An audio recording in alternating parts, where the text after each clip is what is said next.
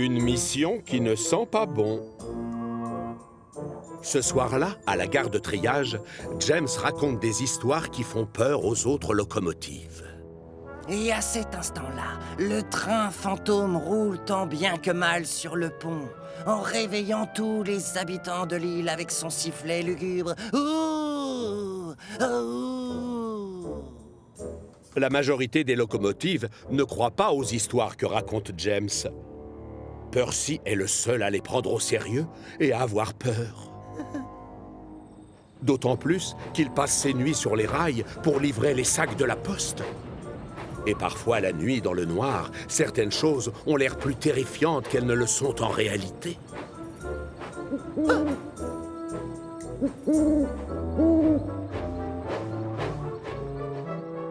Et pile à ce moment-là, je l'ai vu.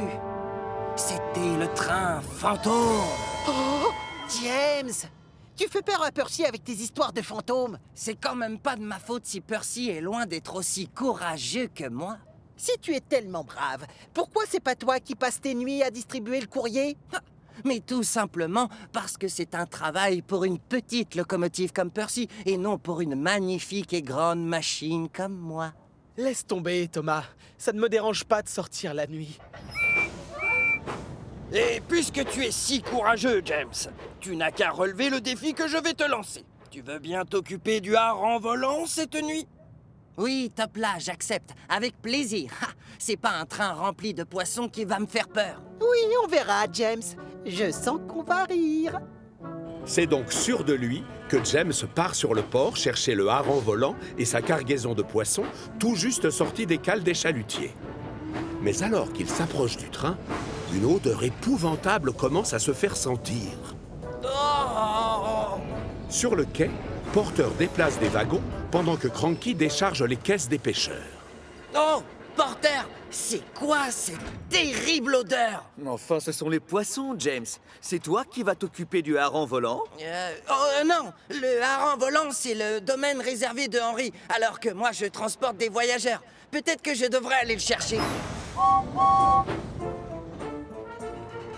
James retourne donc à la gare de triage.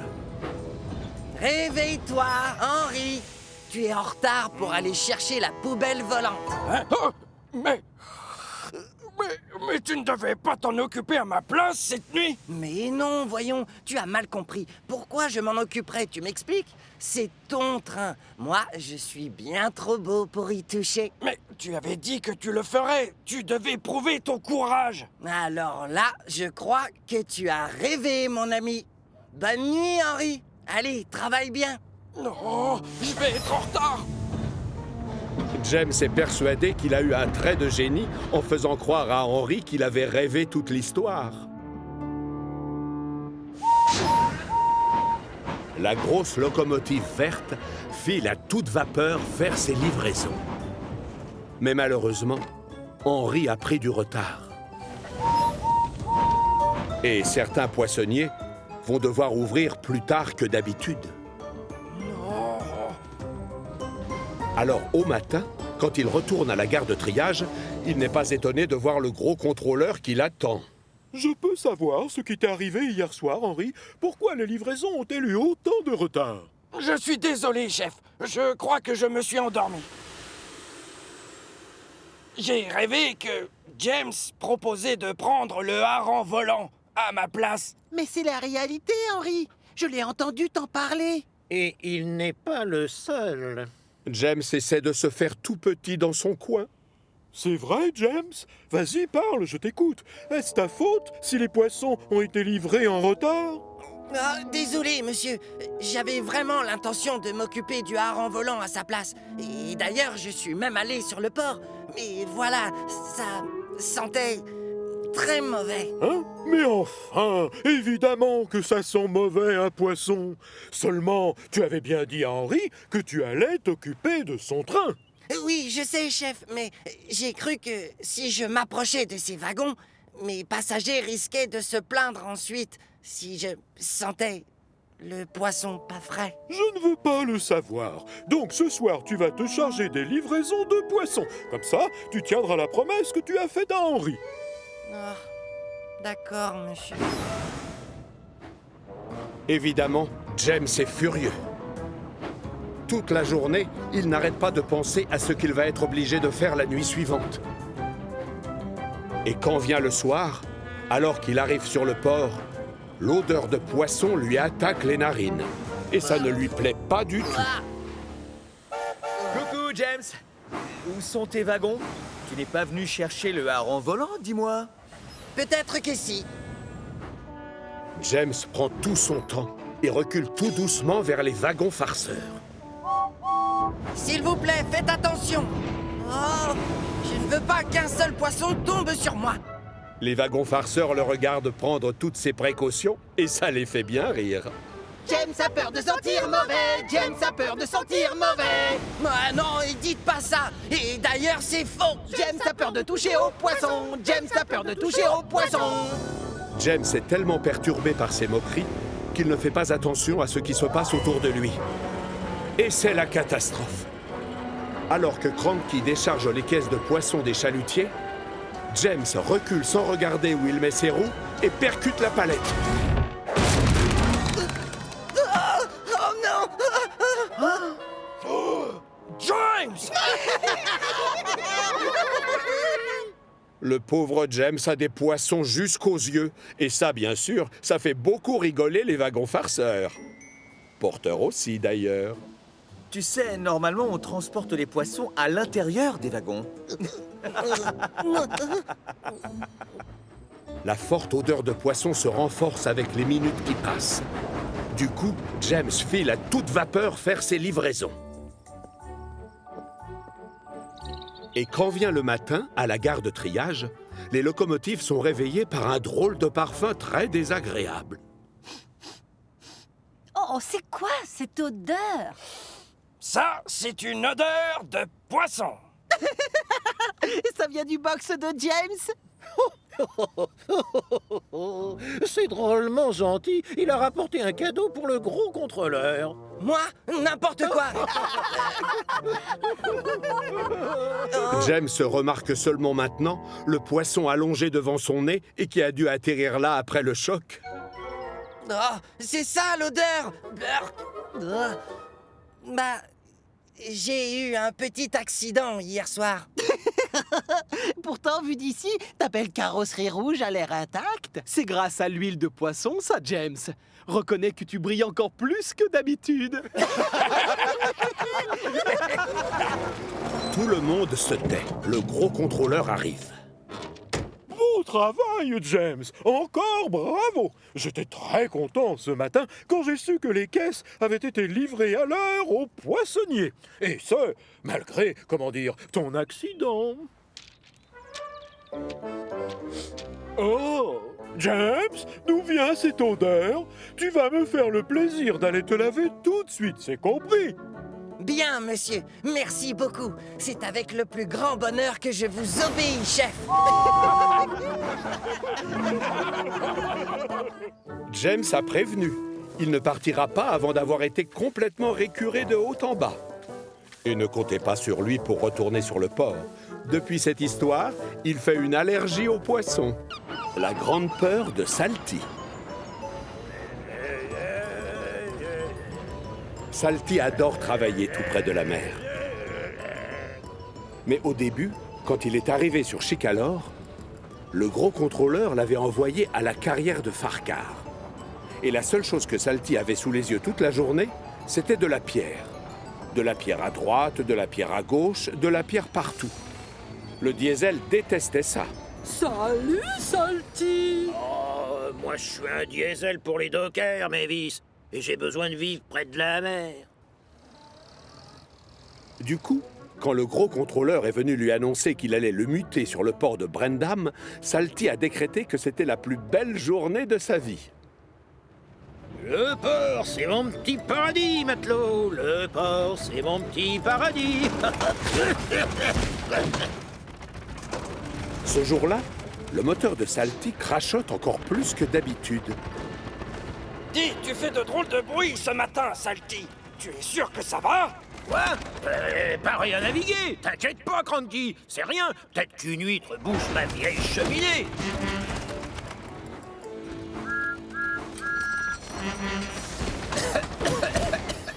j'étais toi, j'irais à l'atelier de réparation des diesels. Non, pas question, Thomas. Y a rien qui cloche chez moi. Ce bon air marin va guérir ma toux en 5 minutes. Oh, Thomas a raison. Tu devrais aller voir un mécanicien. Lui te dira ce qui provoque cette toux. Et prendre le risque de me retrouver dans cette affreuse carrière. Non, merci. Salty refuse d'écouter les conseils de ses amis. Il ne mettra pas les roues à l'atelier de réparation des diesels. Quelques jours plus tard, une petite locomotive avec 3 dômes sur le capot fait son entrée sur le port. Tiens, salut, jeune matelot. Bonjour, mon nom c'est Porter. Oh, ravi de te rencontrer, Porter. Et moi, mon nom, c'est Salty. Je suis le diesel docker.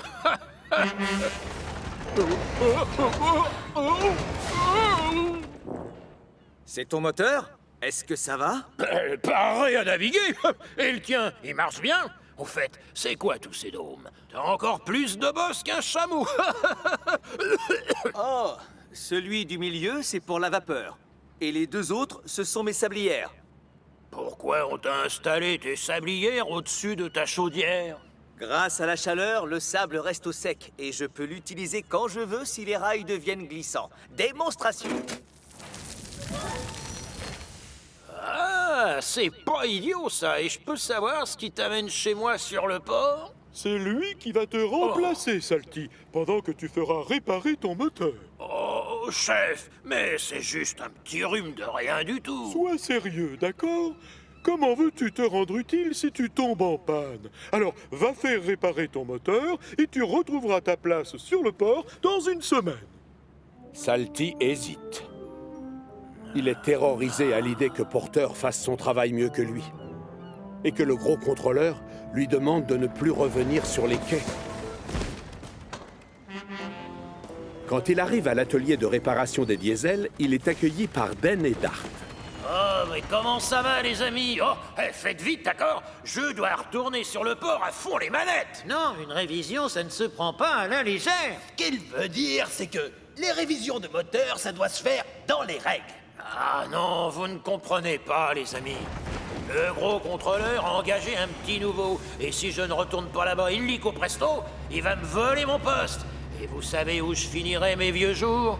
À la carrière. Oh, non, mais ça, ce serait horrible. Toi, tu travailles avec des dockers. Ouais, bien sûr.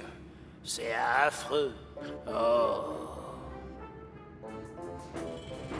Pendant ce temps-là, sur les quais, Porter impressionne tout le monde par son professionnalisme. En plus, il apprend vite. Et le bois, je le mets où déjà? C'est bidon, je les range où? Il te faut combien de wagons plats?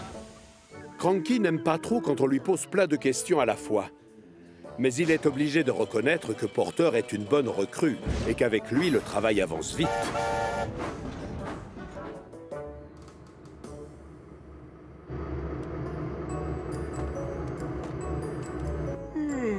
Ça y est, tu es réparé, Salty. Ce qui veut dire, c'est que ton moteur est comme neuf. Alors salut, je lève l'ancre. Il est l'heure de hisser la grand voile.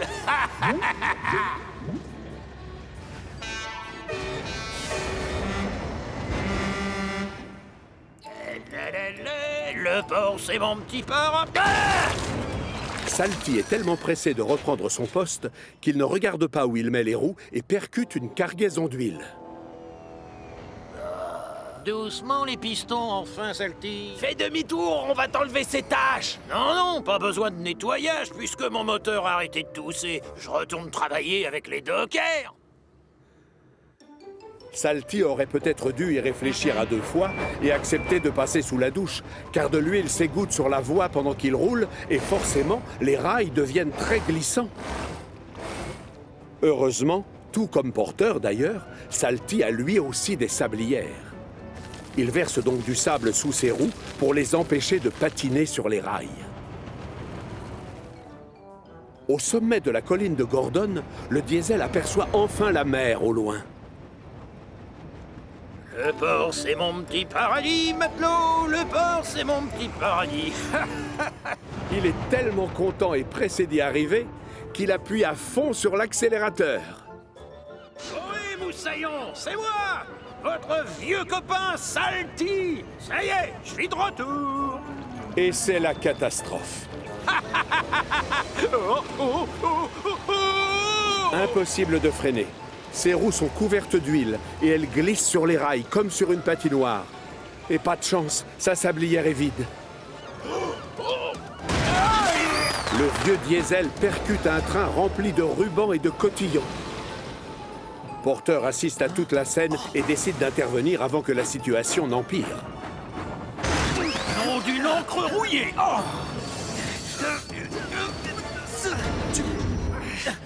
Ouah!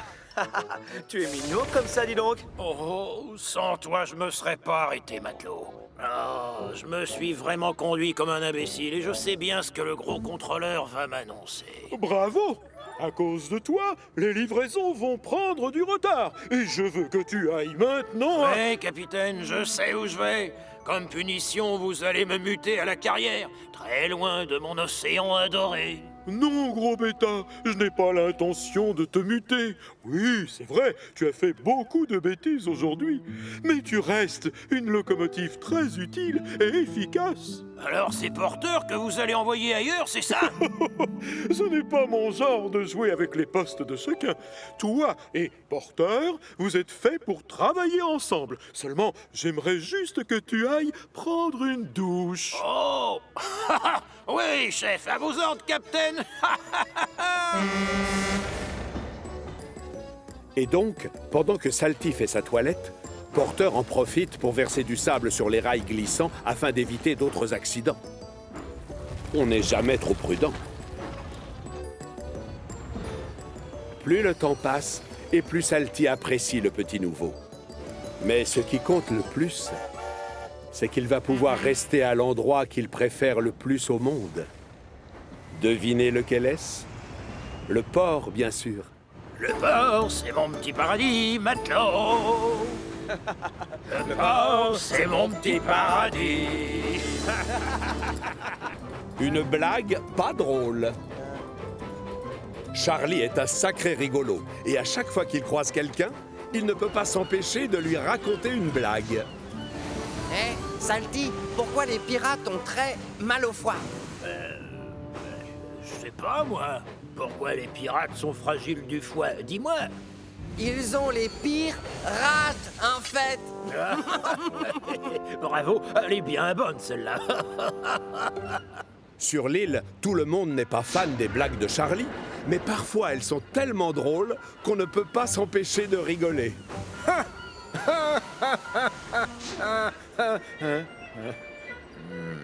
J'ai assez entendu de blagues pour aujourd'hui. On travaille ici. Oh, tu ne veux pas que je te raconte cette... Ah! Non, plus tard, Charlie.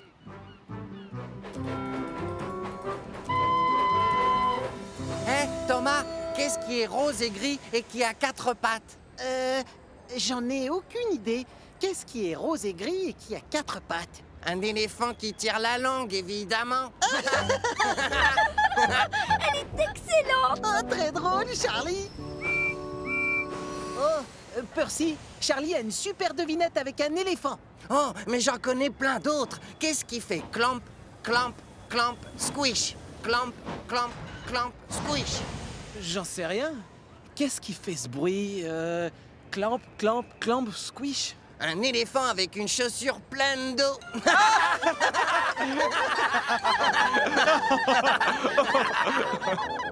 Mais les éléphants ne portent pas de chaussures? Bien sûr, mais c'est bien dommage.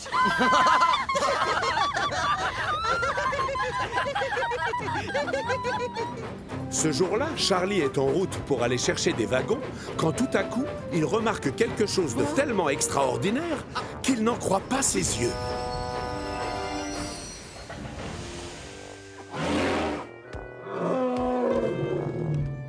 Il était loin de s'imaginer qu'il y avait des éléphants sur Chicalor. Pourtant, il y en a au moins, puisqu'il est devant ses yeux. Cet éléphant court un grand danger. Il faut vite que je réagisse. Il décide alors de siffler de toutes ses forces pour faire reculer l'animal. Mais celui-ci ne bouge pas d'un centimètre. Je vais aller chercher de l'aide.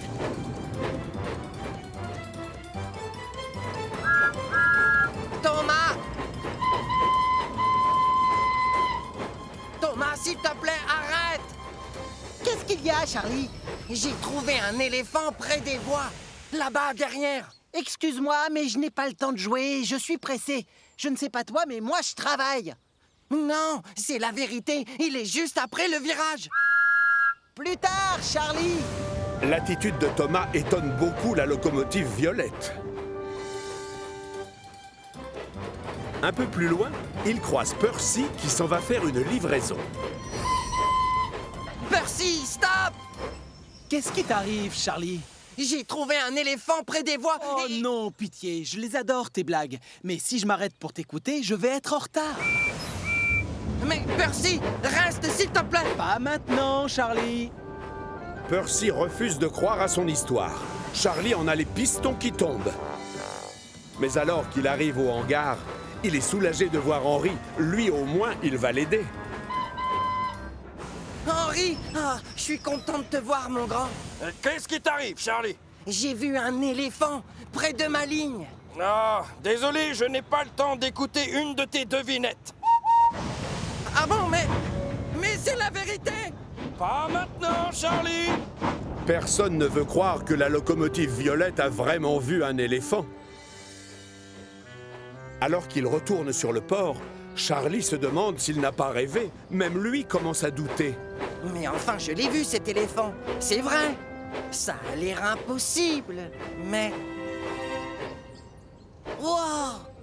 L'arbre a cassé le mur. Il a ouvert une brèche. C'est la clôture qui borde l'enclos des éléphants dans le zoo, évidemment. Tout s'éclaire maintenant. J'ai bien vu un éléphant. Il a dû s'échapper et personne n'a encore remarqué son absence.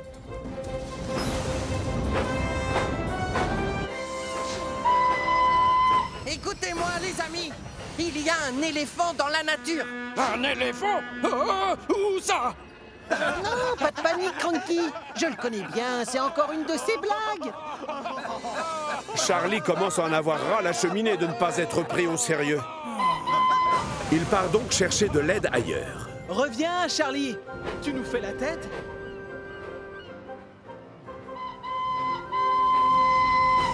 Harold, au secours! J'ai besoin d'aide, c'est très urgent. Dans ce cas, tu as sonné à la bonne porte. Je t'écoute. Des missions de secours ici, on en fait tous les jours. L'ennui, c'est que personne me prend au sérieux. Et pourtant, il y a bien un éléphant près des voies. Un vrai éléphant? Tu en es certain? Je te le dis, il a dû s'échapper de son enclos, j'ai trouvé une brèche. Tu as raison, Charlie. C'est bien une urgence et il faut intervenir. Je vais te suivre. Tu vas me montrer où il est.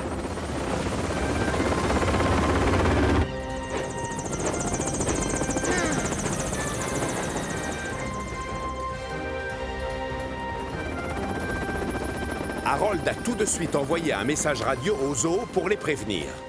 Et quand il arrive avec Charlie près du mur effondré, les gardiens du zoo sont déjà au travail. Mais l'éléphant est introuvable.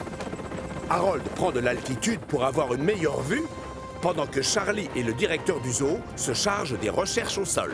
Oh, j'ai peur. J'espère que l'éléphant ne s'est pas mis en danger tout seul. Ça y est, je crois que je l'ai trouvé. Tout droit à 100 mètres du port. Allez, suis-moi.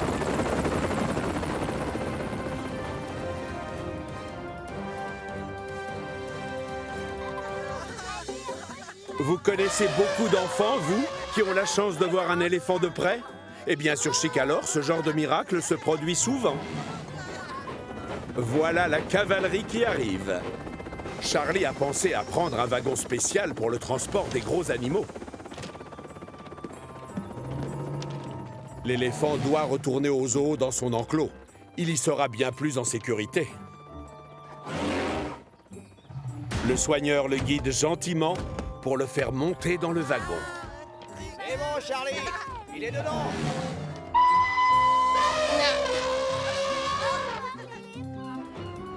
Charlie est obligé de passer par le port pour retourner au zoo. Et ça tombe bien, puisque Thomas, Henry et Percy sont là. Oh, ça alors! Finalement, Charlie ne racontait pas d'histoire quand il nous a parlé de l'éléphant. Pas ça! Oh non, pitié, arrêtez avec ces blagues sur les pachydermes!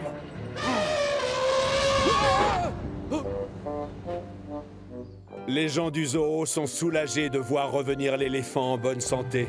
Ils étaient tellement inquiets.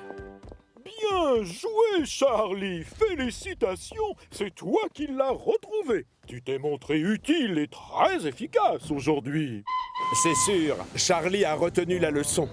Il a découvert que personne ne vous prend au sérieux si vous plaisantez tout le temps. Il décide donc de ne plus jamais raconter de blagues. Enfin, quand je dis jamais, j'exagère. Hein, Salty, que prend un éléphant pour voler? J'en sais rien, Charlie. Ça prend quoi, un éléphant pour voler? Un jumbo jet. Un jumbo jet. Ah, très drôle, cette blague. Les éléphants. Ah.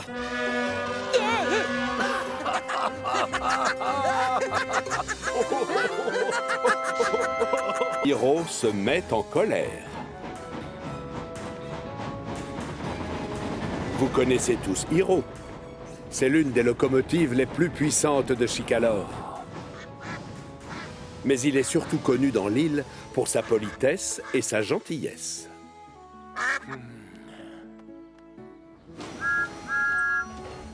À toi l'honneur, Thomas. Tu as besoin d'une douche, ça se voit. Oh, merci, Hiro. Ce matin-là, Diesel a fort affaire avec les wagons farceurs au hangar. Bon, arrêtez, au travail. Je suis pressé, moi. Et ne bougez plus. Édouard vient d'apporter une cargaison de lait, de beurre et de fromage, et c'est Hiro qui doit aller la livrer. Bien, maintenant, à votre tour. Arrête d'être aussi brutal, Diesel. Tu vas renverser tout le lait. C'est la seule solution pour que ces idiots de wagons farceurs comprennent qu'ils doivent m'obéir, je te signale. Alors, mêle-toi de tes affaires, c'est compris?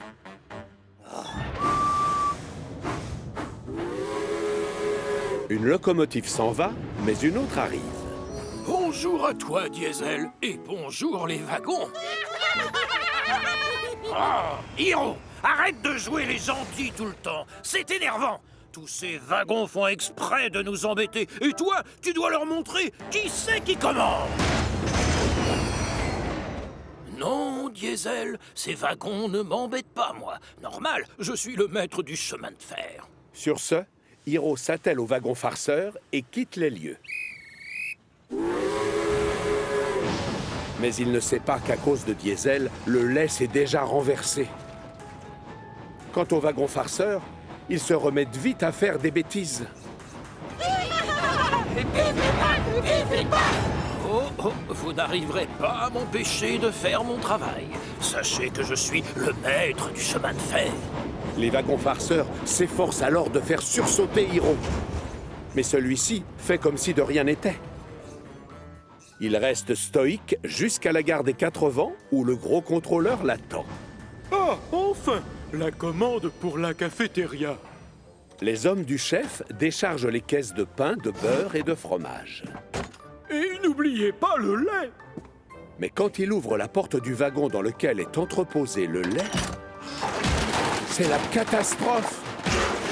Oh non, mon pantalon neuf. Quelle horreur! Toutes mes excuses, monsieur. Je ne sais pas ce qui s'est passé, mais les wagons farceurs sont vraiment très dissipés aujourd'hui. Oui, mais j'espère que tu feras plus attention lors de ta prochaine livraison. Oui, monsieur, c'est promis, monsieur. Quant à moi, je vais passer la matinée à faire nettoyer mon pantalon. Hiro se sent fautif. Il sait qu'à cause de lui, la journée du gros contrôleur est gâchée. Un peu plus tard, il arrive sur le port pour chercher une autre cargaison de beurre et de crème fraîche. Et devinez qui il croise là-bas. Pourquoi tu fais cette tête, Hiro? Oh, si tu savais. Quand je suis arrivé aux Quatre Vents avec les wagons farceurs ce matin, le pauvre gros contrôleur a ouvert la porte d'un wagon et plein de lait s'est renversé sur le pantalon qu'il venait de s'acheter. Je me sens tellement coupable. Tu vois, je t'avais pourtant dit de te méfier de ces wagons. Faut leur montrer que c'est toi qui commandes. Et moi, je les secouerai un peu. Non, Diesel, je déteste utiliser la manière forte et tu le sais bien. La seule solution, c'est de faire preuve de politesse et de douceur. Hiro s'attelle à nouveau au wagon farceur, sous le regard furieux de Diesel, qui est persuadé d'être le seul à savoir gérer les wagons farceurs. Il changera d'avis un de ces jours. Une idée terrible fuse alors dans son générateur. Sans prévenir la vieille locomotive qui ne se doute de rien à l'avant, Diesel s'installe en queue de convoi à la place du fourgon frein.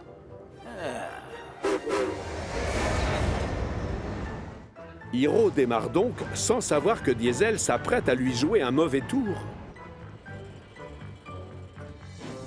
Au bout de quelques minutes, les wagons farceurs commencent déjà à faire les fous. Pourtant, Hiro décide de rester poli et gentil. Mais il n'a toujours pas remarqué que Diesel était caché à l'arrière du train. Je vais juste lui montrer à quel point ces wagons peuvent être énervants. Et quand Hiro se lance dans la montée de la côte, Diesel appuie à fond sur ses freins pour le ralentir et que l'ascension soit encore plus difficile.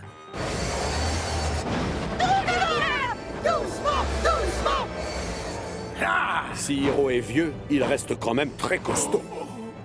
Mais Diesel ne se démonte pas pour autant. Et Hiro doit appuyer comme un forcené sur ses pistons pour arriver au sommet de la colline. Parvenu de l'autre côté, Diesel change de tactique et pousse le train à fond les wagons pour descendre plus vite.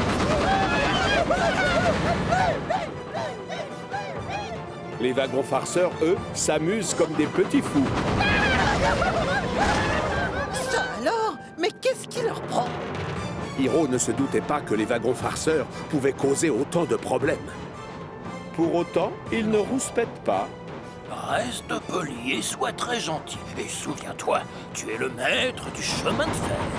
Son refus de gronder les wagons fait monter d'un cran la colère de Diesel.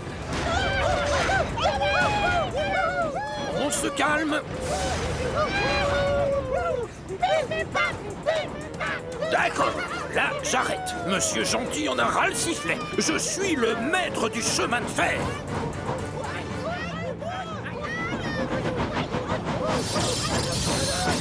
Que ça vous serve de leçon! Hiro freine tellement brusquement que 3 gros bidons remplis de crème fraîche sont projetés dans les airs. Non, pas moi! Le bel habit du gros contrôleur va retourner à la teinturerie. Édouard, lui, n'échappera pas à la douche. Hiro non plus. Oh, mon pantalon neuf! Oh, non! Consterné, le gros contrôleur regarde ses beaux habits tout tachés et explose de colère. Hiro, à cause de toi, la livraison a pris du retard.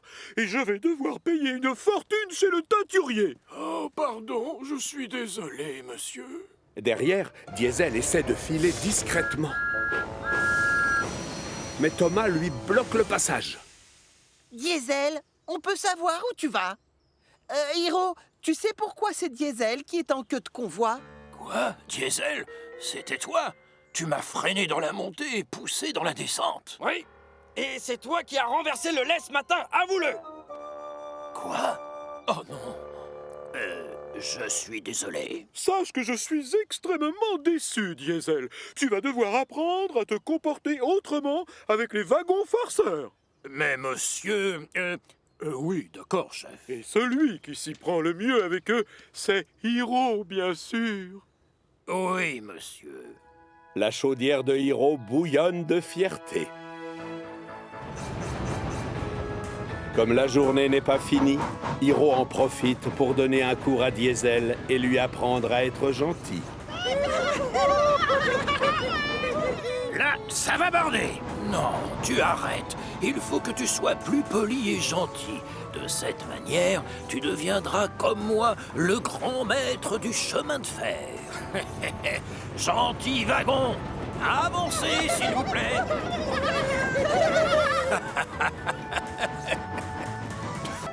Pas de neige pour Thomas. C'est l'hiver sur la petite île de Chicalor. Le vent est glacial et les arbres ont perdu toutes leurs feuilles. Et d'après la météo, il va sûrement neiger très bientôt. En prévision, les locomotives se sont équipées d'un chasse-neige parce qu'on n'est jamais trop prudent. voir! Toi, je vois que tu as écouté la météo. Oh oui, Percy. Maintenant, avec le chasse-neige, je suis tranquille. Mais tout le monde ne pense pas la même chose. Thomas, par exemple, déteste rouler avec un chasse-neige. Alors pour s'en débarrasser, il va le cacher sur une voie de garage pendant que personne ne le regarde. Je vais laisser mon chasse-neige ici, dans la forêt. Et je vais faire croire aux autres que je l'ai perdu. Thomas raconte alors un gros mensonge à son conducteur. Il lui fait croire que le chasse-neige n'est pas de la bonne taille et qu'il faut l'enlever tout de suite. Ah, c'est plus agréable comme ça. Je me sens mieux. Tout content, Thomas retourne à la gare de triage. Oh, Thomas? Mais qu'as-tu fait de ton chasse-neige? Tu ne vas jamais me croire. Je l'ai cherché partout, mais impossible de remettre la roue dessus. Et cette nuit-là, comme la météo l'avait prévu, il se met à neiger. Très vite, un grand manteau blanc recouvre chaque centimètre carré de Chicalor, y compris les rails, les quais de gare et les ponts. Le matin venu, au moment d'aller travailler, toutes les locomotives mettent leur chasse-neige pour pouvoir circuler plus facilement. Enfin non, toutes sauf une. Et il y a quelqu'un que ça met très en colère. Thomas, comme tu n'as pas de chasse-neige pour dégager la voie, tu vas devoir rester ici dans ton hangar. C'est trop dangereux de rouler sans équipement adapté. Pas de souci, monsieur. Émilie, comme toi tu as l'air d'être plus prévoyante, je vais te demander de déblayer la ligne de Thomas. On ne sait jamais. D'accord, monsieur. Thomas bouillonne de joie. Je ne suis pas forcé de mettre un chasse-neige, c'est le bonheur. En revanche, il y en a une qui fait la tête, c'est Émilie. Au lieu d'être au chaud dans un hangar, la pauvre a les roues gelées à force de patauger dans la neige. C'est trop injuste. Pourquoi moi, je suis obligée de mettre ce stupide chasse-neige et pas Thomas? C'est alors qu'elle entend des enfants éclater de rire. Je parie qu'ils sont en train de se moquer de moi. Tout ça parce que j'ai l'air ridicule avec ce machin devant moi. La colère de la petite locomotive verte monte d'un cran. Mais alors qu'elle s'approche des enfants, elle s'aperçoit qu'ils sont en train de jouer dans la neige. Pendant que certains font de la luge, d'autres fabriquent d'énormes boules de neige. Ah! Je me suis trompée, les enfants ne se moquent pas de moi. Ils profitent du temps pour faire toutes sortes de jeux. Finalement, la neige, c'est moins ennuyeux que je ne le croyais. De son côté, Thomas s'ennuie ferme. La journée lui semble terriblement longue. Ce qui me console, c'est que je ne suis pas forcé de rouler avec un chasse-neige comme Émilie. Youpi! Et vous, vous trouvez qu'Émilie a l'air de s'embêter? Elle s'amuse même tellement à rouler dans la neige que la voie est dégagée en un rien de temps. Je te félicite. Comme tu as fait de l'excellent travail, je vais te confier une mission spéciale. Tu vas aller chercher Annie et Clarabelle et tu remplaceras Thomas sur la ligne principale, d'accord? Merci beaucoup, chef. Voilà une récompense bien méritée. Au même moment, Thomas commence à trouver le temps long coincé dans son hangar. Oh, là, je paierai cher pour avoir quelque chose à faire. Je ne comprends pas pourquoi tu détestes ton chasse-neige, Thomas. C'est tellement chouette de rouler dans la neige. Vraiment? Et devine quoi? C'est moi qui vais prendre Annie et Clarabelle pour travailler sur ta ligne. Première nouvelle, Thomas est sous le choc. Ils sont à moi, ces wagons. Et c'est mon travail. Oui, mais tu n'as pas le droit de sortir du hangar. Je te rappelle que tu n'as pas de chasse-neige. Tel est prix qu'il croyait prendre. Thomas ne peut que laisser Émilie partir avec ses wagons adorés. À tout à l'heure, Thomas. Salut, Thomas. Cherche bien, ton chasse-neige ne doit pas être loin. Pour un peu, Thomas se taperait la tête avec une clé à molette. Qu'est-ce qui lui est passé par la chaudière tout à l'heure? Soudain, une idée fuse dans sa cheminée. Si je récupère vite mon chasse-neige, le gros contrôleur acceptera alors de me rendre Annie et Clarabelle. Thomas s'éloigne sans faire de bruit afin que personne ne remarque son départ. Une fois dans la forêt, il se met à la recherche de la voie de garage où il a laissé son chasse-neige. Mais malheureusement, ces portions de voie n'ont pas encore été déblayées. Impossible de voir quelque chose avec toute cette poudreuse. Tous les monticules se ressemblent. Oh non! Le chasse-neige est sûrement caché sous ce manteau blanc. On ne le voit plus. Thomas n'a pas du tout envie de retourner à la gare de triage. Lui, ce qu'il veut, c'est rouler dans la neige avec ses wagons. Mais suis-je bête? Je n'ai pas besoin de mon chasse-neige. Avec un peu de chance, Émilie a fini de dégager ma ligne. Tout content, le voilà qui met le cap sur la ligne principale pour parler à Émilie. Tout à coup, le temps se gâte et des flocons se remettent à tomber. Et c'est la catastrophe. Il faut que je trouve Émilie. Il faut que je trouve Émilie. La neige tombe de plus en plus et Thomas, qui a du mal à voir devant lui, commence à regretter son regard. La couche de neige recouvrant les rails devient de plus en plus épaisse. Et très vite, les roues de la petite locomotive bleue n'arrivent plus à avancer. Oh non! La situation empire très vite. La couche de neige arrive presque aux premières branches des arbres. Oh, c'est affreux. Et finalement, je regrette de l'avoir caché, mon chasse-neige. Il réalise qu'avec ses bêtises, il risque de passer la nuit dehors dans le froid. D'ailleurs, ses pistons sont déjà gelés et sa cheminée est toute glacée. Le pire, c'est que personne ne sait que je suis ici. Ouf, tout n'est pas encore perdu. Un bruit de moteur résonne dans la forêt.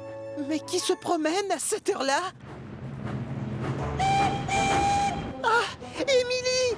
Salut, Thomas! Je suis drôlement contente de te voir, tu sais. Thomas! Qu'est-ce qui t'arrive? Tu en fais une tête! Nous sommes passés à la gare de triage, mais tu n'y étais pas. Le gros contrôleur, lui, a l'air d'être sur le point d'exploser. Ah bravo, c'est malin. Voilà ce qui arrive quand on désobéit à son chef et que l'on sort sans chasse-neige. Oui, je sais, pardon. J'ai été le cacher tout à l'heure. Et maintenant, je n'arrive plus à le retrouver. C'est de ça qu'on voulait te parler, justement. On l'a retrouvé sous un tas de neige un peu plus loin. Merci beaucoup, Émilie. Pardon, monsieur. Parfois, on n'a pas le choix. Et quand la météo l'exige, on doit porter un équipement adapté. À partir de maintenant, quand il se mettra à neiger, c'est avec plaisir que je roulerai avec. Bravo. Et j'espère que ça te servira de leçon, Thomas.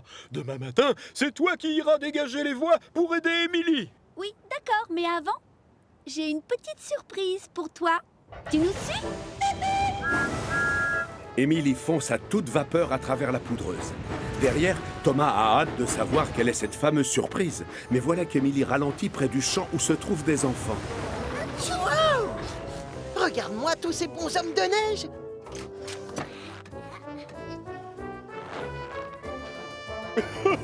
J'ai un petit faible pour celui qui a l'allure d'un chef. Un chef toujours très élégant. On a tout de suite l'air plus chic avec un chapeau. Non! Pantouche, je n'ai pas la chance d'avoir des cheveux pour me chauffer le crâne.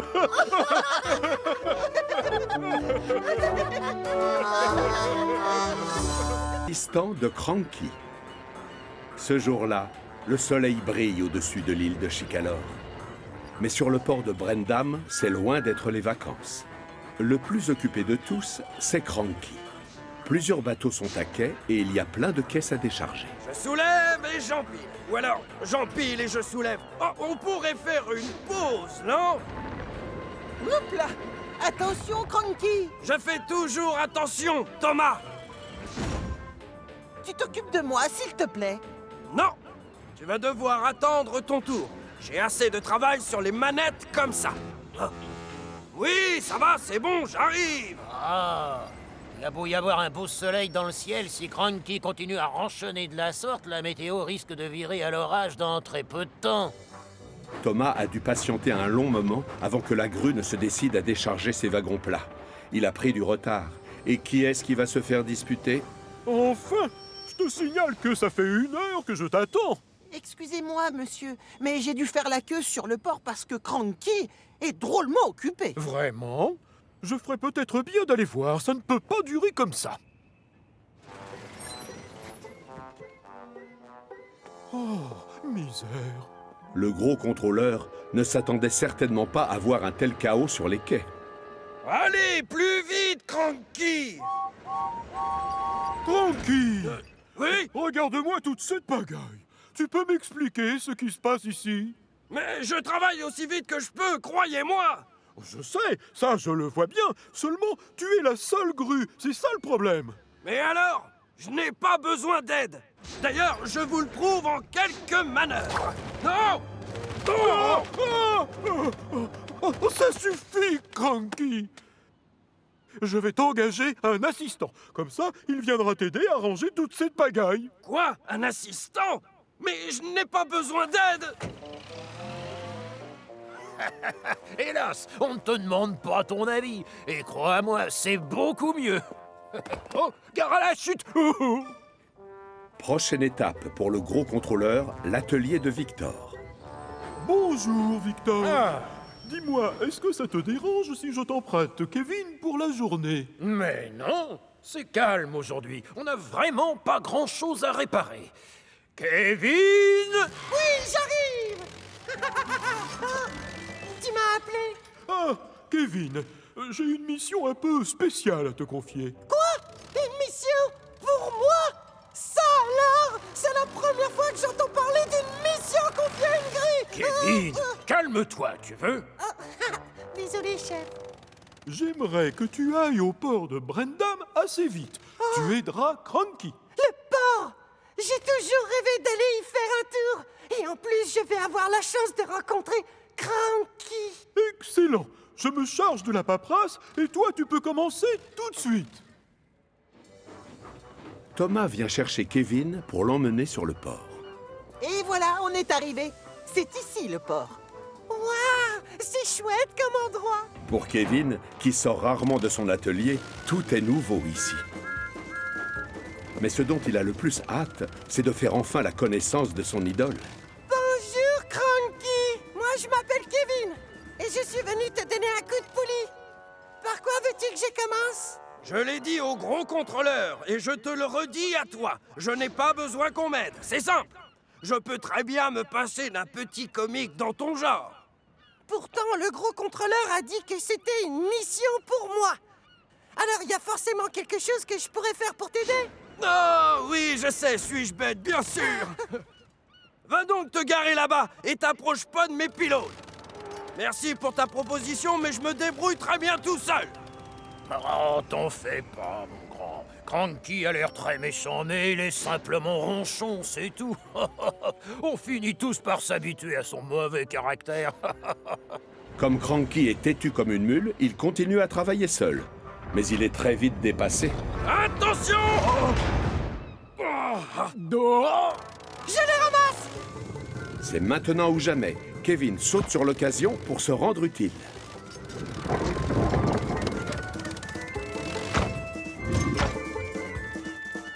Voilà, ils sont tous là, Cranky. Et maintenant? Cranky devrait lui être reconnaissant, mais au lieu de ça, il est furieux. Si c'est arrivé, c'est par ta faute, bougre de microbe imbécile! Tu épies le moindre de mes gestes. Forcément, ça me rend nerveux. Alors, va te garer là-bas et arrête de te mêler de mes affaires. Ah, je suis capable de me débrouiller sans toi. Oh! Ça alors, par tous les pistons, ça en fait des poulets. Les petites bêtes sont ravies de pouvoir se dégourdir les pattes et filent dans tous les sens. Et encore une fois, Kevin profite de l'occasion pour aider son idole. Ne t'inquiète pas, Cranky. Je contrôle la situation. Sans perdre une seconde, il rassemble les poulets devant la cage comme le ferait un chien de berger avec des moutons. Bien joué, jeune Kevin. Tu es une excellente recrue. Ce n'est pas la vie de tout le monde. Je t'avais pourtant dit de ne pas venir me déranger. Tu n'arrêtes pas de rouler dans tous les sens. À cause de toi, j'ai le tournis. Mais... Il n'y a pas de mais. Va vite te garer là-bas et arrête de fourrer ton crochet dans les affaires des autres. Tu seras gentil. Salut, Kevin. Alors, comment se passe ta journée sur le port? Bah, pas aussi bien que je l'espérais.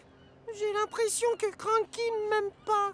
Quand on le connaît bien, il n'est pas si méchant. Sous ces pylônes rouillés se cache un cœur d'or. Non! Et c'est la catastrophe. Kevin hésite à intervenir. Pas de panique, chef. Je m'en occupe. Oh, Kevin!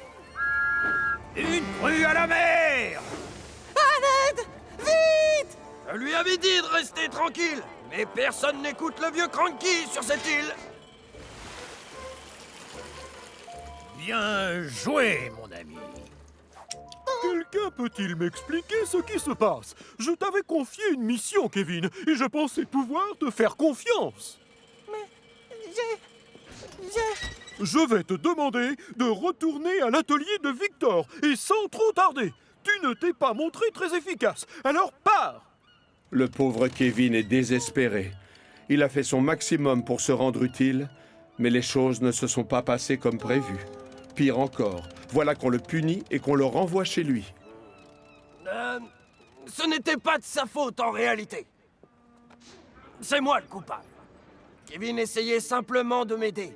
Il est un peu foufou, c'est vrai, mais le travail ne lui fait pas peur. Et d'ailleurs, au final, il est très efficace. waouh! Cranky m'a fait un compliment.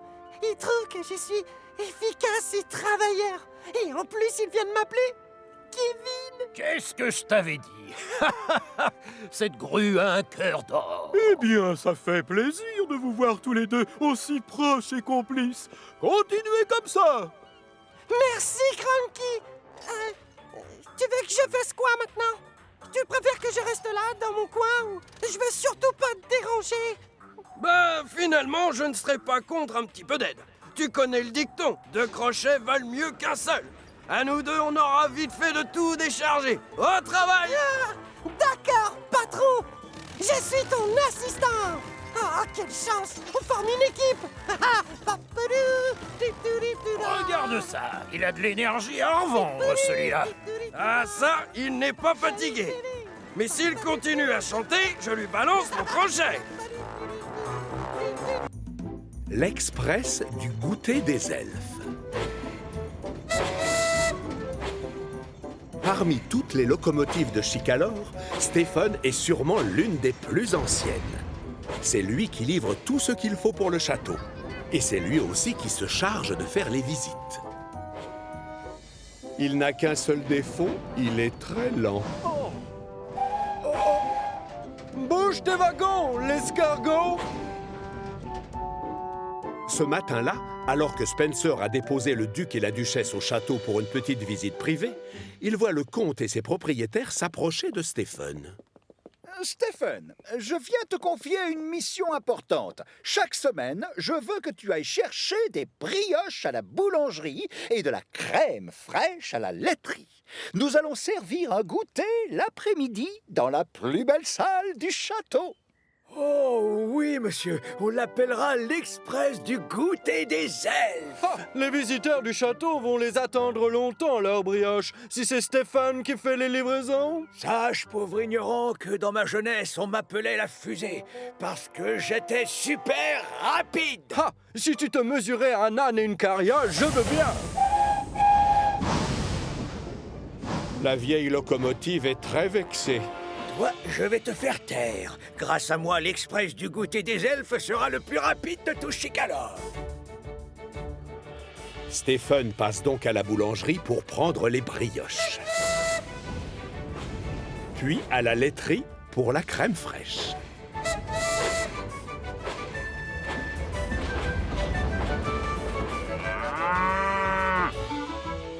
Et quand il emprunte le chemin du retour, Stephen est persuadé qu'il roule très vite. Laissez passer, l'Express du goûter des elfes est attendu! Hélas, Gordon, qui se trouve juste derrière, n'est pas tout à fait du même avis. Tu te traînes, l'escargot. Tu vois bien que l'Express aimerait passer, alors avance! Pourtant, je suis déjà au maximum, là. Je n'ai pas le temps d'attendre, alors je prends les commandes. La patience, c'est une qualité qui manque à Gordon. La preuve... Gordon, qu'est-ce que tu fabriques? Hey, doucement, je te rappelle que je suis plus tout jeune. Gordon fait celui qui n'a rien entendu et fait rouler Stephen à fond les wagons. Mais quand ils arrivent au croisement avant le château, Gordon ralentit pour que Stephen puisse changer de voie. Maintenant, tu sais ce que c'est qu'un express, collègue.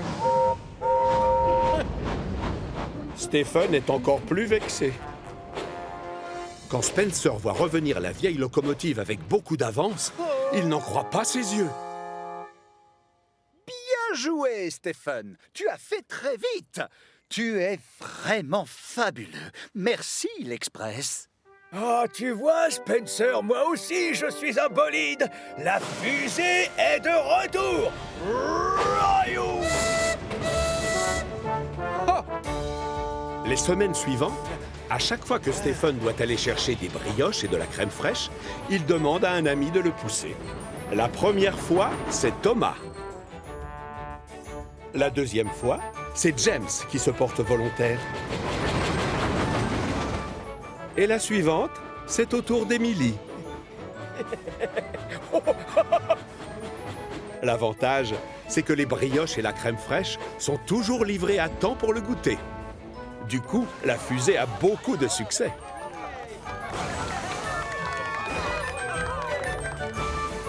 Un jour, le comte décide de lui confier une mission importante. Le gros contrôleur et son épouse, Madame Hatt, nous font l'honneur de venir goûter au château tout à l'heure. Mais nous n'avons plus de confiture en cuisine, alors si ça ne te dérange pas, j'aimerais que tu ailles en chercher sur le port à ma place. Oui, bien sûr, je reviens aussi vite que possible.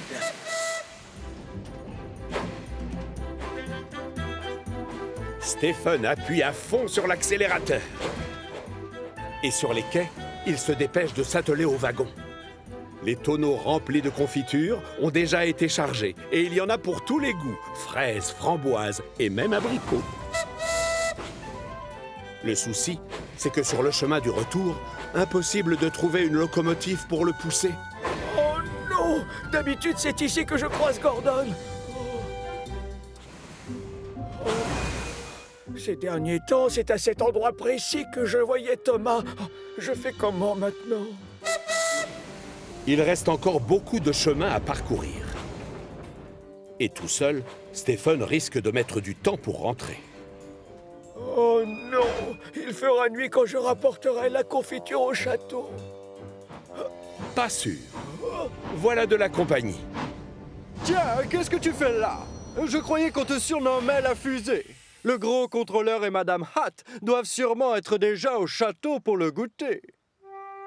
C'est alors que Stephen a une idée. Peut-être que si tu me poussais, j'irais beaucoup plus vite. Oh, moi, je suis bien trop occupé pour promener un vieux tas de planches moisies tel que toi. C'est vrai, Stephen n'est plus tout jeune. Mais c'est un avantage, car avec le temps, il est devenu sage et il sait comment provoquer les petits jeunes. Oh, ne t'en fais pas, Spencer. Je ne te crois pas capable de me faire rouler vite de toute façon. Évidemment, Spencer est piqué au vif. Je vais te montrer ce que c'est de rouler vite. Spencer vient donc se placer juste derrière Stephen. Tu ne l'auras pas usurpé ton surnom, parce que l'Express du goûter va battre son record de vitesse. Spencer appuie sur l'accélérateur et roule encore plus vite qu'Emily et que Thomas.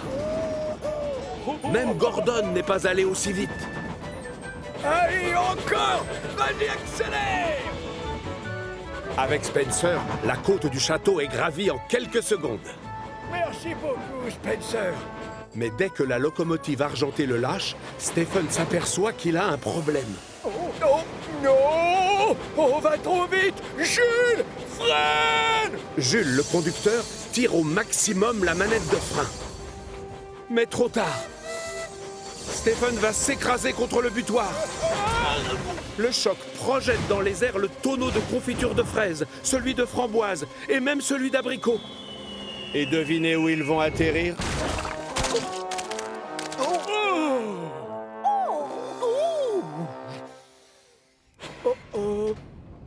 Heureusement, personne n'est blessé. Mais le gros contrôleur et le comte vont devoir aller chez le teinturier. Mais enfin! Stephen, quel est ce cirque? Je suis vraiment navré. J'ai demandé à Spencer de me pousser afin d'être plus rapide. Voyons, réfléchis un peu. Je t'ai choisi parce que je te fais confiance, pas parce que tu vas très vite. Désolé, monsieur. Finalement, je n'ai pas besoin de faire mon maximum pour foncer. Non, en effet, je confirme. Mais qu'est-ce que je vais bien pouvoir servir à mes pauvres invités? Ah, laissez-moi faire. Je dois retourner chercher de la confiture pour les gourmands. Et donc pourquoi les visiteurs ne monteraient-ils pas à bord d'un wagon et comme ça, ils pourraient boire du thé tout en faisant une promenade en train? Tout le monde trouve l'idée excellente.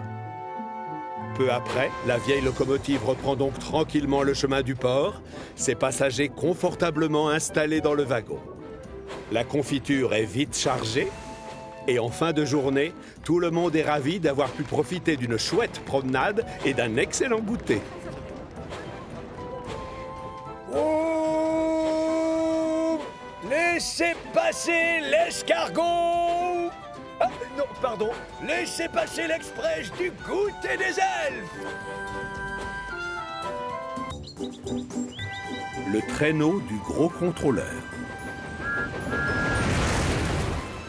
Nous sommes à quelques jours de Noël, et sur Chicalor, tout le monde se prépare pour le réveillon. Une grande foire est organisée pour l'occasion au château des elfes, et c'est Thomas qui s'occupe des invités. Le comte, lui, ne tient pas en place. Bonjour, Thomas! Une seule chose l'obsède, que la foire soit un succès. Bienvenue, mesdames et messieurs. Avancez! Je vous invite à vous rendre dans la salle d'exposition au premier. Attention à la marche! Tiens, mais voilà Winston, et le gros contrôleur. Bonjour! Je vous attendais. C'est bien que vous ayez pu venir. Ah non, voyons, c'est normal, Sir Robert. En quoi puis-je vous aider? Dites-moi tout. Eh bien voilà, j'espérais un peu que vous accepteriez de vous déguiser en Père Noël pour le dernier jour de la foire. D'accord, oui, bien sûr. D'ailleurs, j'ai déjà joué les doublures du vrai Père Noël il y a 10 ans. Oh, oh, oh.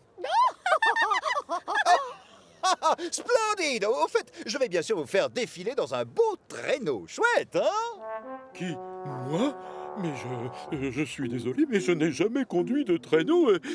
Pourquoi est-ce que je ne m'installerai pas dans Winston? Ce qui est sûr, c'est que les voitures, j'arrive à les conduire. N'est-ce pas, mon petit Winston? Oui, vous conduisez très bien. La conduite d'un traîneau est un jeu d'enfant, vous y arriverez. Je n'ai aucun doute sur vos talents, mon cher. À tout à l'heure. Le pauvre gros contrôleur est pris de panique. Comme il n'est pas question qu'il monte dans un autre véhicule, il passe voir Victor pour lui demander s'il ne pourrait pas déguiser Winston en traîneau.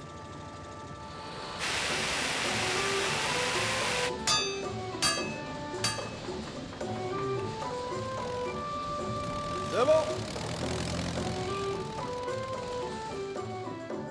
Merci beaucoup, Victor.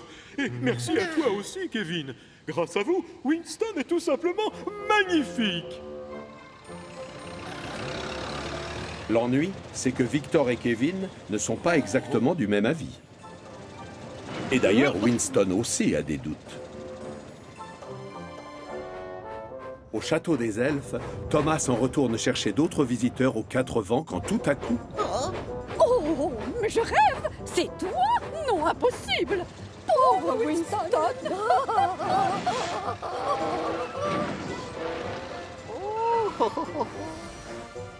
Pourquoi tu te balades dans cet accoutrement? Le gros contrôleur tient à ce que je me déguise en traîneau. Mais on va se moquer de moi. Oui, et c'est vrai que tu as l'air ridicule. Je vous assure, attendez de voir le résultat, Sir Robert. Ils ont fait un sacré travail en très peu de temps. Et moi, je... Oh, impossible! Je suis obligé de vous dire non. Enfin, personne ne croira jamais que cette voiture est le traîneau du Père Noël. Mais j'ai... Non! Mon choix est le meilleur. Je vais vous dénicher un traîneau digne de ce nom. Mais vous êtes sûr que c'est sans danger? Je vous rappelle que je n'ai jamais conduit de traîneau. Mais tout ira bien. J'ai confiance en vous, mon cher.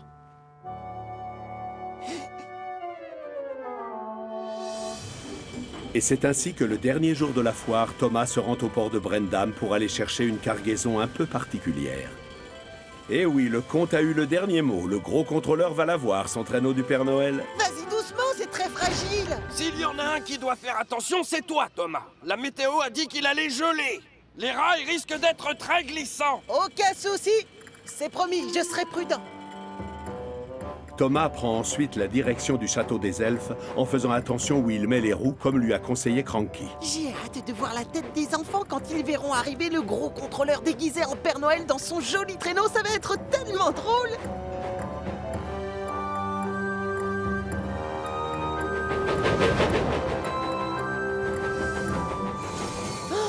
Oh, passez-moi, je surchauffe! Les rails sont glissants! Cranky avait raison de me dire de me méfier! Eh oui, ce n'est pas facile. Surtout quand on doit monter une côte aussi pentue que celle qui mène au château du comte. Mais Thomas s'accroche et il réussit finalement à atteindre le sommet.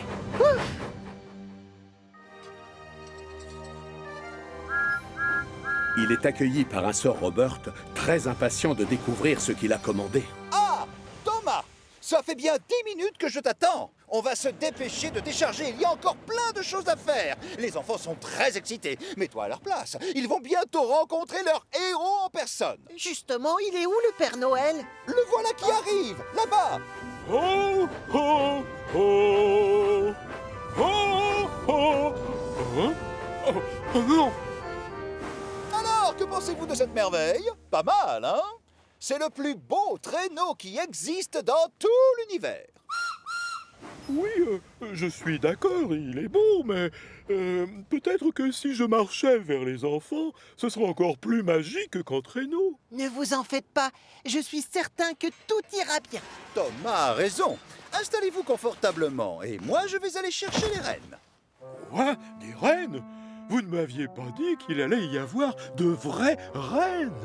Thomas, tu ferais peut-être mieux d'aller te garer plus loin. Avec plaisir, monsieur. Thomas recule pour libérer le passage, mais il ne voit pas que le bras d'accrochage du traîneau est posé en travers des rails. Oh, stop! Arrête-toi! Thomas appuie à fond sur ses freins, mais il glisse sur les rails comme sur une patinoire. Non! Et c'est la catastrophe.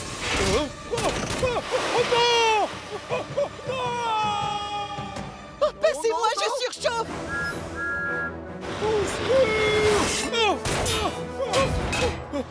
Au secours! À l'aide! Je vous répète que je ne sais pas conduire un traîneau! Au secours! Pas de panique, les secours ne sont pas loin. Tenez-vous, chef! J'arrive, je suis derrière vous! Stop! Stop! Stop! Où sont les freins sur cet engin?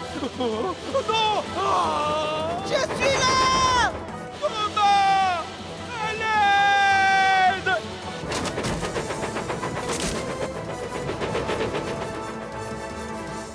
Monsieur Hatt, j'espère que tout va bien. Sir Robert! Pardon, mais les enfants commencent à perdre patience. Mais où sont passés les rennes et le Père Noël? Hélas, notre traîneau est en train de dévaler la pente avec le Père Noël. Enfin, pardon, le gros contrôleur coincé à l'intérieur. Oh non!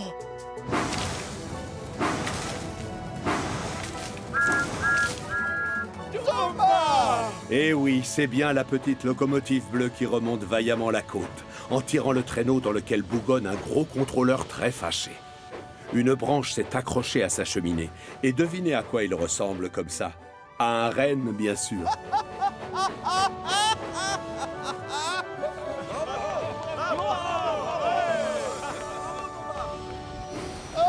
Je vous avais bien dit que je ne savais pas conduire un traîneau, n'est-ce pas, Sir Robert? Heureusement qu'il y avait Thomas pour venir jouer le rôle du renne. Et à vrai dire, je trouve qu'il lui manque juste un petit accessoire pour entrer totalement dans le personnage. Oh, voici Thomas, la machine de Noël au nez rouge. Allez, au travail Thomas. Il y a plein d'enfants qui t'attendent là-bas. Tu sais, le vrai Père Noël serait très fier de nous deux, crois-moi. Et c'est ainsi que Thomas, la locomotive au nez rouge, emmène le faux Père Noël dans la cour principale du château des elfes pour le plus grand bonheur des enfants venus des 4 coins de Chicalor. Ho, ho, ho! Joyeux Noël, les enfants!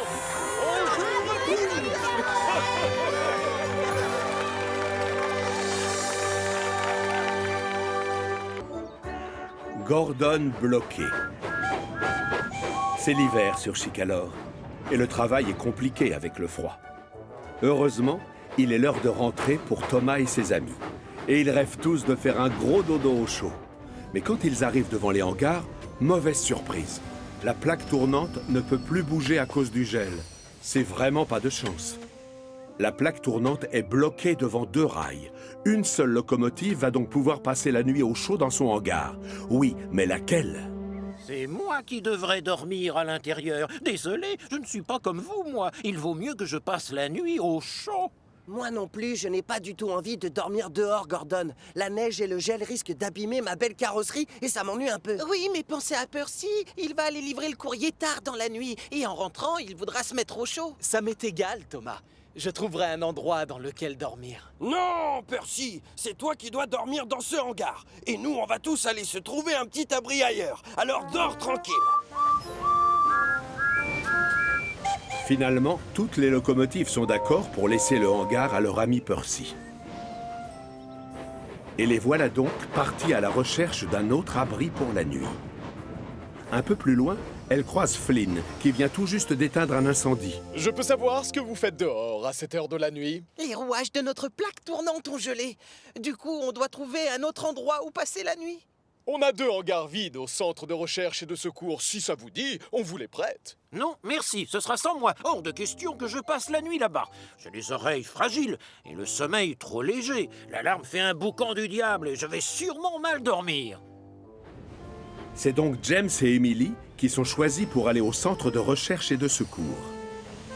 De leur côté, Thomas et les autres décident de passer voir chez Victor s'ils ne pourraient pas les accueillir pour la nuit dans son atelier.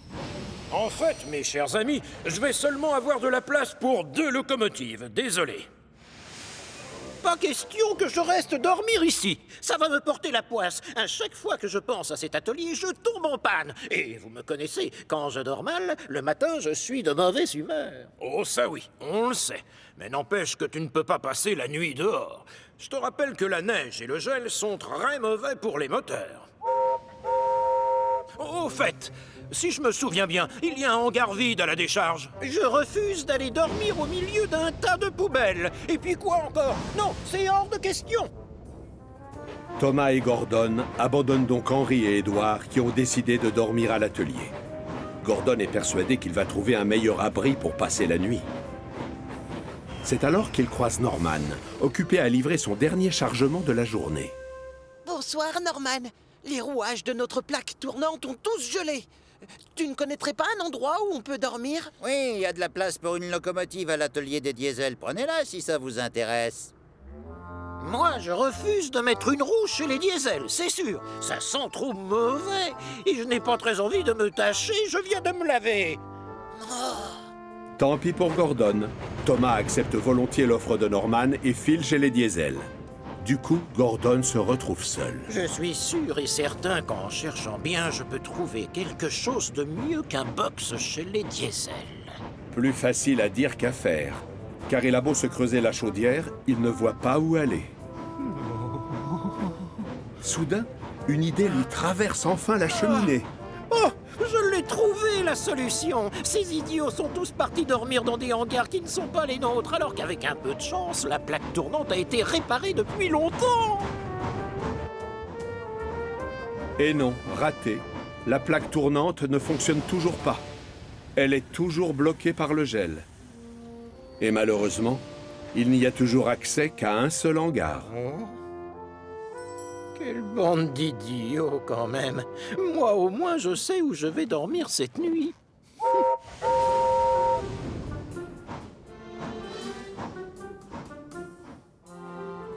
Tard dans la nuit, Percy revient à la gare de triage après avoir livré tous les sacs de courrier. Le pauvre n'a qu'une seule envie, c'est de se reposer. Hélas, le hangar est déjà occupé. Gordon! Hein? Oui, quoi? Je suis en train de dormir. Fais-moi de la place. Allez, pousse-toi. Je suis trop fatigué pour me chercher un autre hangar. Mais faudra bien pourtant. Tu vois bien que ce box est trop petit pour contenir 2 locomotives. Si tu veux passer la nuit au chaud, moi je te conseille d'aller voir Whiff. Il y a une place de libre dans sa décharge. Percy est loin d'être emballé par cette idée. Mais il est trop épuisé pour se disputer avec Gordon. Il part donc à la décharge pour prendre un repos bien mérité. De son côté, Gordon est absolument ravi d'avoir la gare de triage pour lui tout seul. Ça me donnerait presque envie de demander au gros contrôleur si je ne pourrais pas avoir un hangar rien que pour moi. C'est tellement plus tranquille ici sans les autres locomotives qui parlent tout le temps et qui m'ennuient avec leurs histoires sans importance. Hein? Malheureusement, pour le calme et la tranquillité, il faudra repasser. Les ouvriers continuent de réparer la plaque tournante et ils font beaucoup de bruit. Impossible de fermer l'œil dans ces conditions. Gordon est furieux. Le matin arrive sans qu'il ait pu se reposer. Et comme d'habitude, son conducteur s'active à préparer sa chaudière pour la journée de travail qui les attend. Hurrah! On a terminé. On peut être fiers de nous. Bonne nouvelle, la plaque tournante est à nouveau en état de marche. Enfin, j'ai parlé trop vite. Après avoir fait à peine un quart de tour, elle se bloque encore une fois à cause du gel. Stop! Arrête-toi, Gordon! Non, stop! Ne recule pas! Surpris, Gordon manque d'en avaler son sifflet. On ne plaisante pas avec les horaires quand on est en charge de l'Express. Oui, mais voilà, la plaque tournante est toujours bloquée. Personne n'arrive à la faire bouger. Du coup, Gordon reste coincé dans son hangar. Oh, quelle humiliation! Et les choses ne sont pas près de s'arranger. Le gros contrôleur arrive pour avoir des explications. Les passagers de l'Express sont allés se plaindre du retard. Dis, je peux savoir ce que tu fais là? Édouard m'a dit que c'était Percy qui devait dormir ici, à la gare de triage. Oh, je suis désolé, monsieur, mais moi aussi j'avais envie de dormir au chaud cette nuit. Percy n'a pas protesté d'ailleurs. C'est tout de même pas de ma faute s'il a encore gelé. Hein? Tiens, en voilà un qui a l'air d'avoir passé une bonne nuit. Salut! Comment ça va, tout le monde? Je sais ce que l'on va faire.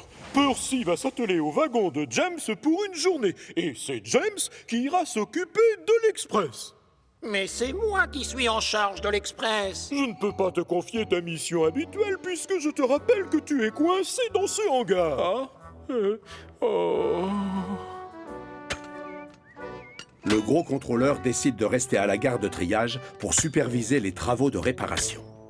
Gordon, lui, n'a pas d'autre choix que de prendre son mal en patience.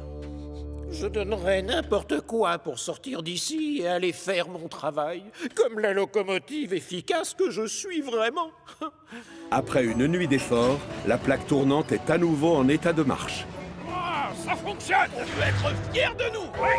Gordon est ravi. Il peut enfin sortir de son hangar. Seulement le temps a passé et il fait déjà nuit. Les autres locomotives reviennent déjà de leur journée de travail. Gordon est terriblement déçu. C'est affreux, mais je n'ai pas pu me rendre utile de toute la journée et j'ai honte, sachez-le. Oh, mais si tu tiens à te racheter, mon cher Gordon, j'ai une proposition à te faire. Si tu veux, c'est toi qui t'occuperas des wagons de la poste ce soir. Oh non! Ça, c'est un travail pour une petite locomotive, pas pour moi, voyons. Faux, Gordon. La roue a tourné, comme dit le dicton. Alors ce soir, c'est toi qui iras jouer les facteurs. Un point, c'est tout. Quelle humiliation! La locomotive grue. Il existe plusieurs sortes de grues sur l'île de Chicalor. Des grandes, qui sont fixées au sol et qui restent toujours au même endroit, comme Merrick, à la carrière de la Montagne Bleue, ou comme Cranky, sur le port de Brendam. Mais il y a aussi des grues comme Rocky, qui peuvent être déplacées sur les lieux d'un accident, par exemple. Mais on trouve aussi une grue qui peut aller toute seule là où l'on a besoin de ses services. C'est Harvey, la locomotive grue. Quand il faut soulever des caisses assez lourdes, on fait appel à lui et il répond toujours présent. Ce jour-là, Harvey est occupé à décharger des wagons plats sur le port de Brendam, là où travaille Porter, le nouveau que le gros contrôleur vient d'engager. C'est la première fois qu'ils se croisent tous les deux. Et Porter est très intrigué par cette locomotive grue. Salut! Tu dois être très efficace comme locomotive. Ou plutôt, devrais-je dire, tu dois être très efficace comme grue, toi. Je suis une locomotive grue, donc tu dois pouvoir dire les deux, je suppose. Mais alors, dans ce cas, tu dois être doublement efficace. Ravi de te connaître. Moi, je m'appelle Porter. Enchanté, mon nom c'est Harvey. Oh, regarde Ben, c'est Harvey. Je me demande bien ce qu'il fabrique sur le port. Il essaie sûrement d'attraper un poisson, je parie. Il faut que tu mettes ton crochet dans l'eau, Harvey, si tu veux pêcher quelque chose. Oh, oh, oh, ils adorent taquiner ces deux-là. Faut les ignorer, Porter. C'est ce que je fais. Et c'est la catastrophe. Oh, regarde où tu mets tes roues ou achète-toi des lunettes. Pas mal, les lunettes. Avec ces dômes, ça fera joli. Le chameau à lunettes. C'est vrai, je me cogne tout le temps dans des wagons. Je te l'avais dit, ils sont connus pour leur méchante taquinerie. C'est pas grave, Harvey. Je suis très fier de mes 3 dômes. Et d'ailleurs, je les trouve plutôt utiles. Alors ça m'est égal ce qu'on raconte sur moi. Grâce à ces dômes, je suis spécial. Rassure-toi, ça glisse comme sur un canard. Je ne comprends pas. C'est une façon de parler, ça veut dire que ça m'est égal. Je laisse les moqueries glisser sur moi, je fais l'indifférent. Un peu comme l'eau glisse sur les ailes d'un canard.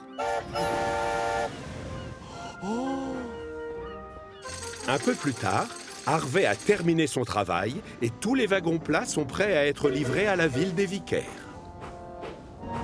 Ça y est, j'ai fini. Les wagons sont prêts à partir, c'est bon. Normalement, c'est Edouard qui devait s'occuper de cette livraison. Mais il a pris du retard, alors on va vite devoir lui trouver un remplaçant. Oh, choisissez Bill et Ben. Ils n'ont rien à faire. En fait, on vient de se rappeler qu'on était attendu à la mine d'argile dans très peu de temps. Oh oui, c'est exact. On doit encore faire des tonnes de choses. Tu le croirais pas si on te disait. Pourquoi tu n'emmènes pas ce train, Harvey? Tu n'es pas qu'une grue, tu sais. Tu es aussi comme nous. Oh, je ne suis pas sûr. D'habitude, moi, je ne m'occupe pas des livraisons. Ça m'étonnerait que je sois très doué pour ça. Rassure-toi, tu n'es pas forcé de tirer les wagons. Oh oui, c'est vrai. Tu t'accroches à eux avec ton crochet et ensuite tu les soulèves. Comme un pêcheur. Oui, comme un pêcheur. Souviens-toi des ailes du canard, ignore-les. Oui, je sais, je laisse glisser, voilà. Peut-être que je vais les emmener, ces wagons plats, finalement. Je trouve que c'est une excellente idée. Tout à fait d'accord avec vous. Tiens, voilà le gros contrôleur. Et s'il est là, c'est pour assister à une réunion très importante. Pressons-nous, il est tard. Et comme ça, tu prouveras à tout le monde que tu es une locomotive efficace. Quant à nous, on a du travail. Et c'est ainsi qu'Harvey se retrouve attaché à plusieurs wagons plats particulièrement lourds. Et alors qu'il met le cap sur la ville des Vicaires, il a la chaudière qui bouillonne de joie et de fierté. Normalement, le travail que l'on confie à Harvey consiste surtout à soulever des objets. Mais après tout, comme c'est aussi une locomotive, rien ne l'empêche de tirer aussi des wagons. Oui, je ne suis pas qu'une grue. J'ai aussi un moteur et des roues. Harvey arrive au pied de la colline de Gordon.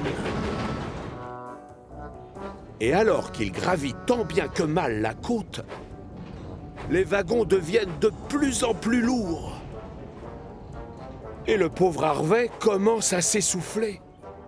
Oh, mais qu'il est lourd ce train. Et ça monte.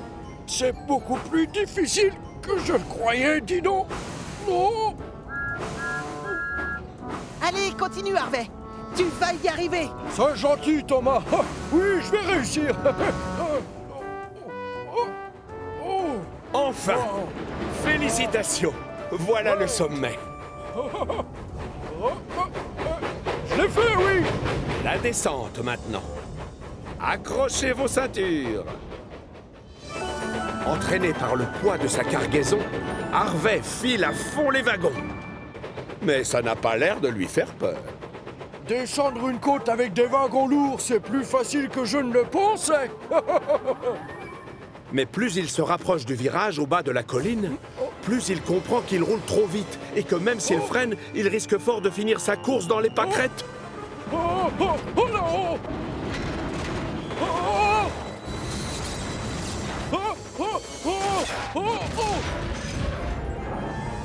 Heureusement, personne n'est blessé. Oh, je savais que je n'aurais jamais dû accepter ce travail. Je leur avais dit que je n'étais pas très doué pour ces choses-là. Oh, j'espère que les jumeaux ne vont pas me voir. À tous les coups, ils vont se moquer de moi. Tu t'accroches à eux avec ton crochet et ensuite tu les soulèves. Comme un pêcheur. Oui, comme un pêcheur.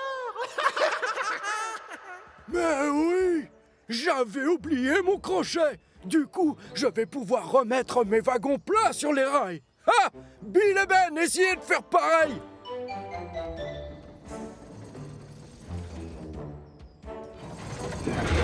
Eh oui, je ne suis pas qu'une locomotive. Je suis aussi une grue. Enfin, qu'est-ce qui s'est passé ici? Rien de très grave, Gordon, je gère. Comme tu le vois, tout est sous contrôle. Ah, alors je te laisse, Harvey.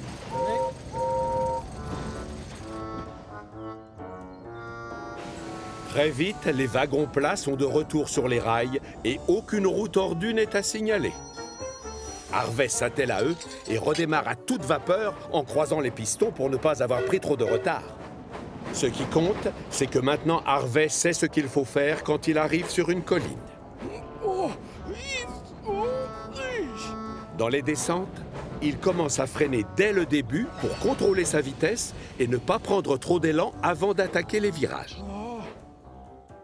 Et quand il arrive sur les quais, le gros contrôleur et le directeur du port sortent à peine de leur réunion. La locomotive rouge a juste 2 minutes de retard. Harvey, en livrant dans les temps la cargaison destinée à l'usine de la ville des Vicaires, tu as prouvé à tout le monde qu'une locomotive grue était capable de tirer des wagons. Alors, bravo pour avoir été aussi utile qu'efficace. Oh, merci beaucoup, chef. Oh, chef, il y a un double avantage à posséder un crochet. Avec, je peux aussi aller à la pêche. À la pêche! À la pêche! Oh, elle est très bonne! Le héros de Henri. Henri et Hiro sont tous les deux particulièrement costauds. Du coup, c'est à eux que l'on confie les trains les plus lourds. Ce jour-là, Henri et Hiro se retrouvent pour faire le plein de charbon. J'ai bientôt terminé. J'espère qu'il restera assez de charbon pour moi. On doit transporter beaucoup de choses lourdes aujourd'hui. Allons, ne t'inquiète pas, Henri. Il en reste plein. Ensuite, les 2 locomotives passent à la carrière de Farquhar chercher des wagons remplis à ras-bord. Puis, ils foncent jusqu'au port où on les attend avec impatience. Mais pendant la traversée de Chicalor, la cheminée de Hiro se met à rejeter de la vapeur toute sale. Oh! Hiro! Hiro! Il y a de la fumée noire qui s'échappe de ta cheminée!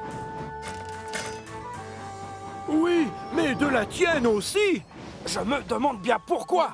Tiens, voilà Duck. Il va peut-être pouvoir les renseigner. Oh, dommage! Apparemment, vous avez pris le mauvais charbon qui a été livré ce matin. Pardon? On m'a demandé d'aller en chercher du nouveau pour le remplacer. Non, on ferait mieux d'attendre. Je pense que c'est plus prudent, pas toi? Pas question. On peut très bien rouler avec celui-là. On produit toujours de la vapeur. On n'a pas le choix. On doit avancer à tout prix. On attend de nous que l'on se montre utile et efficace. Henri n'a pas envie de décevoir son chef et son ami. Mais cette histoire de charbon l'inquiète. Ne m'en veux pas, Hiro, mais je préfère retourner à la gare de triage et attendre que le nouveau charbon soit livré. Henri abandonne donc Hiro avec tous les wagons. Et retourne s'installer dans son box. Hiro, en revanche, refuse de baisser les pistons. Seulement maintenant, il n'a personne pour l'aider. Oh, misère! Il y a beaucoup trop de wagons maintenant. Je n'y arriverai jamais tout seul. Soudain, une idée fuse dans sa cheminée. Je vais d'abord emmener la moitié du convoi sur le port, et après je reviendrai chercher l'autre moitié. Aussitôt dit, aussitôt fait. Hiro se sépare d'une partie du train qu'il laisse sur une voie de garage. Mais au bout de quelques kilomètres, sa fumée se fait de plus en plus noire. Oh, Urk, c'est quoi cette odeur épouvantable, hein? Désolé, Gordon, on a dû me donner un charbon qui brûle mal. Eh bien, dans ce cas-là, tu devrais aller faire nettoyer ta chaudière. Non, impossible, pas le temps. Cette livraison est importante et on m'attend. Pour Hiro, le travail passe avant tout. Mais alors qu'il roule vers le port, sa chaudière se met à faire de drôles de bruits. Oh non! Ce n'est vraiment pas le moment de me lâcher. Écoutez-moi ce boucan. On a l'impression que tes essieux sont complètement tordus. Désolé, mais je n'ai pas le temps, Thomas. J'ai encore plein de wagons à aller chercher. À chaque fois que Hiro traverse une gare, les gens le regardent bizarrement, en se demandant ce qui provoque cet étrange vacarme. Puis, il se bouche le nez. Mais rien n'arrête Hiro. Il s'attelle au wagon et retourne sur le port à toute vapeur. Mission accomplie. Le train complet est arrivé à bon port, c'est le cas de le dire. Mais voilà le gros contrôleur. Ah, Hiro, tu tombes bien. J'aimerais que tu ailles chercher des poutres métalliques à la fonderie pour ce bateau là-bas. Elles pèsent très lourd, je te préviens. Tu auras besoin de Henry pour t'aider à tirer le convoi. Oui, bien, monsieur. Mais quoi, Hiro? Je veux que tu reviennes au plus vite. Le bateau part à 16 heures. Hiro sait qu'il doit aller faire nettoyer sa chaudière. Mais on ne refuse rien au gros contrôleur. Oui, monsieur. Dis-moi, mon grand, comment se fait-il que ta vapeur soit si noire? Ce n'est pas normal! Hiro ne prend pas le temps de répondre à son chef. De toute façon, avec ce boucan, il entend très mal ce qu'on lui dit. Il retrouve Henry à la gare de triage. Henry, ça y est, j'ai livré tous les wagons de la carrière. Mais maintenant, j'ai vraiment besoin de toi. Quoi? Tu as réussi à tirer le convoi en entier? Même avec le mauvais charbon? Ça n'a pas été facile, c'est vrai. Mais parfois, tu sais, on n'a pas le choix et on doit avancer. Ah, tu crois?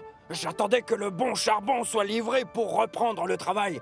Mais puisque tu arrives à rouler sans encombre, peut-être que je peux retourner sur les rails, moi aussi. Et c'est ainsi que les deux amis prennent le chemin de la fonderie. Ensuite, ils repartent avec les wagons plats sur lesquels sont disposées plusieurs rangées de poutres métalliques. C'est Hiro qui tire et Henry qui pousse. C'est dingue comme ils sont lourds, tous ces wagons plats! Oh, dis donc! Arrête de parler, s'il te plaît! On doit absolument être sur le port avant que le bateau ne parte pour un autre pays! Les deux locomotives traversent la campagne à fond les wagons. Quand tout à coup, la chaudière de Henry se met à faire les mêmes bruits que celle de Hiro. Ma chaudière est en train de grincer très bizarrement, Hiro! Pourquoi on n'irait pas voir si le nouveau charbon est arrivé? Non, Henry! On est super pressé! Le bateau doit partir à 16 heures! Mais alors qu'il se lance dans la montée sur la colline de Gordon, un bruit encore plus étrange que les autres résonne. Incroyable! Ce n'est pas Henry qui freine, c'est Hiro. Bon bah alors! Pourquoi tu t'arrêtes? C'est ma chaudière qui s'est bloquée, je crois. Cette fois, c'est sûr, c'est la panne. Je te demande pardon. C'est toi qui avais raison. On aurait dû aller chercher l'autre charbon. À cause de moi, on n'arrivera jamais sur le port avant le départ du bateau. Ne t'inquiète pas, Hiro. Tu m'as appris qu'il fallait avancer à tout prix. Et donc, c'est ce que l'on va faire tous les deux. Henry pousse aussi fort que ses pistons le permettent. Et tout doucement, le convoi réussit à se hisser jusqu'au sommet. Henry réussit à faire avancer tous les wagons plats, plus Hiro. Ah, oui, encore, c'est bien. Allez, fonce, bravo! Dans un vacarme épouvantable, Henry appuie à fond sur ses pistons. Ses roues tremblent et ses essieux grincent, mais tant pis. Il est déterminé à aller jusqu'au bout. Sur les quais, les dockers saluent son exploit en poussant des cris de joie et des bravos. Espérons que le gros contrôleur soit aussi d'humeur à les féliciter. Tu es un champion! Tu es revenu juste à temps. Bravo, Hiro! Et en plus, tu as réussi l'exploit de travailler alors que ton train était extrêmement lourd et avec du mauvais charbon. Je vous remercie, chef. Et j'avoue que ça n'aurait pas été possible sans Henry. C'est lui qui nous a poussés alors que j'étais en panne. Exact. Mais, Hiro, tu m'as appris que l'on doit rouler même quand ça ne va pas. J'ai suivi ton conseil. En tout cas, mes félicitations à tous les deux. Maintenant, faites-moi plaisir et filez chez Victor pour un bon décrassage. Un peu plus tard, les chaudières des deux amis sont comme neuves et on a rempli leur citerne avec du bon charbon. Plus rien ne les empêche de se remettre au travail. Tu veux que je te dise? Tu avais raison. C'est possible d'avancer quoi qu'il arrive, et même avec du mauvais charbon. Oui, mais c'est plus facile quand on a un bon combustible, non? Allez, viens, on va leur montrer qu'on est efficace, surtout quand on travaille ensemble.